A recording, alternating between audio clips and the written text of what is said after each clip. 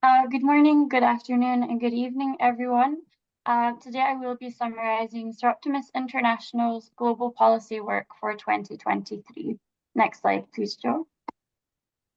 Last year, Sir Optimus International had 19 volunteer representatives across 7 United Nations duty stations, and they focused on the Sustainable Development Goals, specifically numbers 4 and 5. Next slide, please.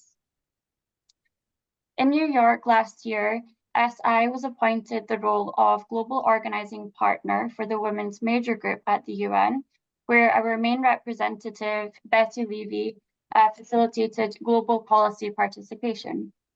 Jackie Shapiro and Maria Fornella participated in the open-ended working group to end homelessness, whose work directly led to a now mandated biennial report on homelessness by the UN Secretary General.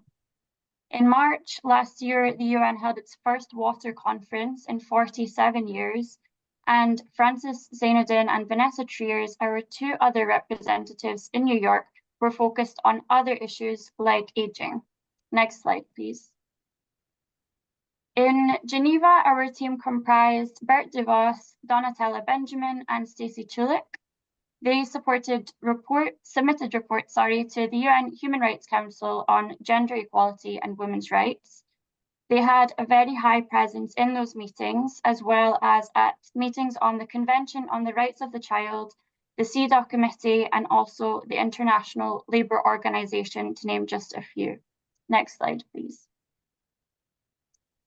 In Vienna, our representatives, Marion Prechtel, Martina Gredler, Christine Peer, and Marcella Sigmund delivered oral and written statements at the UN Commission on Crime Prevention and Criminal Justice, as well as at the Constructive Dialogue on Trafficking in Persons. They organised various side events, as well as helping to organise the 75th anniversary of Congo.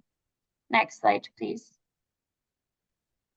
In Nairobi, our representatives, Mary Moya and Betty Ollick, focused on environment-related issues, as the UN Environment Programme is headquartered in Nairobi.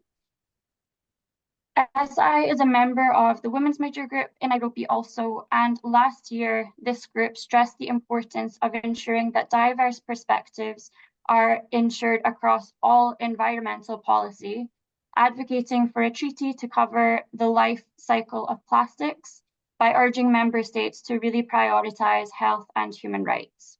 Next slide, please.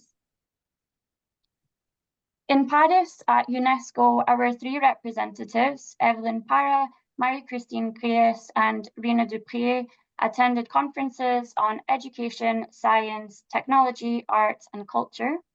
And in November, UNESCO adopted a new recommendation on education for peace, human rights, and sustainable development, which uniquely considers all aspects of education and its intersection with technology, climate change, gender equality, and human rights. Next slide, please. In Rome, our representative, Liliana Mosca, attended various meetings at the Food and Agriculture Organization, which works to eradicate food insecurity and malnutrition. In 2023, we did see limited civil society participation at the Rome Centre due to ongoing instability. However, SI is now working towards achieving consultative status at the FAO for better access to these meetings. Next slide, please. In Bangkok, our representative, Teresa Devasahayam, attended the UN Economic and Social Commission for Asia and the Pacific, where a resolution recognized the 2030 Agenda as a blueprint to drive transformation across the region to address challenges like food insecurity. At that meeting, Teresa highlighted a Sir Optimus project educating female students in the south of India about plastic pollution. Next slide, please. In addition to our work at the United Nations, the SI president appoints advocacy advisors to support and advance SI's global policy and advocacy work. In 2023, the advocacy advisors for SI were Bev Bucher, Pat Black, and Linda Wittong. They conducted a vast amount of research. They represented SI across other organizations and platforms, and they also continued to support the SIHQ staff throughout the year. Next slide, please.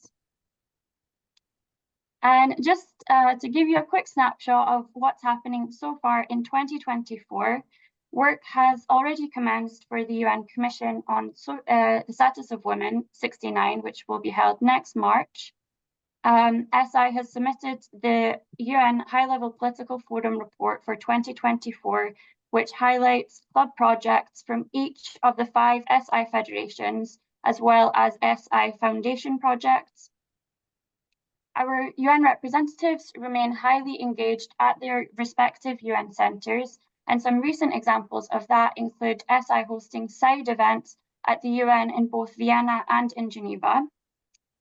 At the end of 2023, SI appointed additional representatives to the New York and the Nairobi teams, 2 of whom are youth representatives specifically. And we have also since expanded our team in Geneva this year. In regards to the SI Youth Forum, as immediate past President Maureen said, this was launched in 2023 and it is continuing to grow in numbers this year. Our Where We Stand position papers continue to be revised and new papers are drafted as and where relevant. And the SI Data subgroup calls on all members to continue reporting your projects so that we can get them used in our statements and work at the United Nations. And before I finish, I just would like to say that the work outlined during this short presentation is, of course, a fraction of what has been carried out throughout the year. So we would really encourage you to read Sir Optimus International's 2023 annual report, which is now available on the SI website so that you can learn more about our global policy work. And with that, I'll finish by saying a really big thank you to all of our UN representatives and the wider advocacy team at SI. And Joe, I think if you can go to the next slide, please, then we can open to questions. Thank you.